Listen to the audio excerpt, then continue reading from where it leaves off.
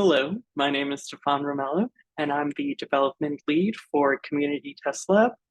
It's my pleasure to introduce this application, which my team and I developed as part of the Opportunity Project 2023. Let's go ahead and go inside our application. So before we begin, I'd like to discuss the problem we're solving. So we're addressing the CDC problem sets, which are focused on harmonizing COVID-19 data tests results, and also increasing public trust and willingness to share COVID-19 test results. Our target user is really anyone who takes a COVID-19 at-home test and wants to share their test results with the government. We decided to make a React Native mobile application because we thought that would be the best mechanism to reach our target user. Because it's React Native, it will be available on both the App Store and Google Play. The three primary features are the ability to report a test result anonymously, report a test result with an account, and also to look at the data dashboard, which our data team developed. So let's take a look at the process of reporting a test without an account. So before we start filling out this form, I'd like to discuss our backend. It is a Postgres Sequelize Node Express backend. We integrated unit tests using Jest to confirm that our database is working as expected. We integrated those unit tests into a CI pipeline using Github Actions to ensure code quality throughout the development process. A big feature that we focused on is data security. To that end, we decided to encrypt all personal information using AES 256 GCM encryption, which aligns with the Federal Information Processing Standards. So let's go ahead and go through the process of reporting a test. The necessary fields for reporting a test are the date of the test, zip code, and date of birth. So let's enter that.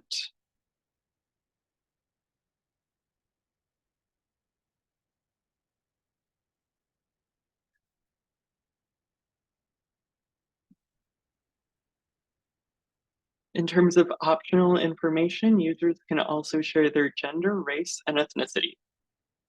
In order to encourage user submission, however, those fields are optional. So if a user does not want to disclose that, they can still submit test information. So before you can submit a test, you have to agree to share your test results with the CDC. And finally, you can send your report.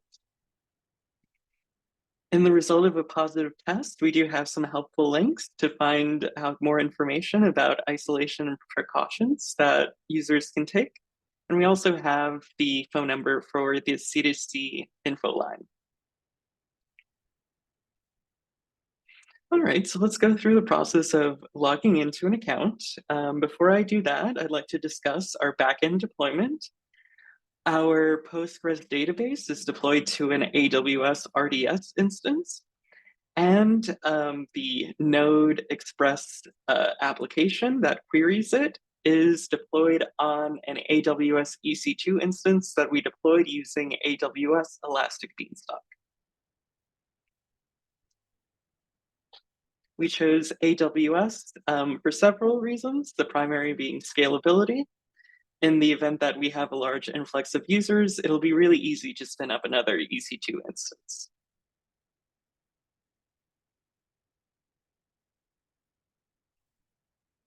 Alrighty, so here's our home dashboard. Another big feature we wanted to implement was accessibility. Using React Native's built-in accessibility features, we implemented accessibility labels and accessibility hints to all functional components within our application. Alrighty, so let's go through the process of submitting a test with an account. In this case, let's say it's negative. Let's give the date of the test and the zip code. You may notice that there are fewer fields when you report a test with an account. That is because we store some of the necessary data to submit a test. So the primary being date of birth, which is stored on React Native Keychain, which is a secure method of locally storing information.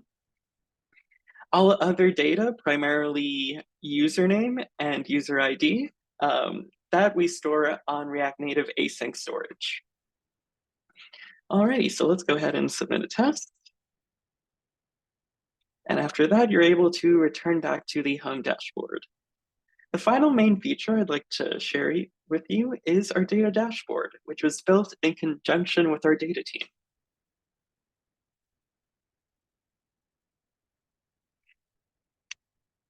Using data from government APIs, our data team was able to create a helpful dashboard that users can use to find out more information about COVID-19 test results. So if you click on a state, you can see the total number of tests submitted. Below that, we have a chart displaying the number of monthly home tests reported. And we also have some information about the data itself, where we got our data from, and some caveats about the data itself. Earlier, I mentioned storing data on React Native Keychain and React Native async storage.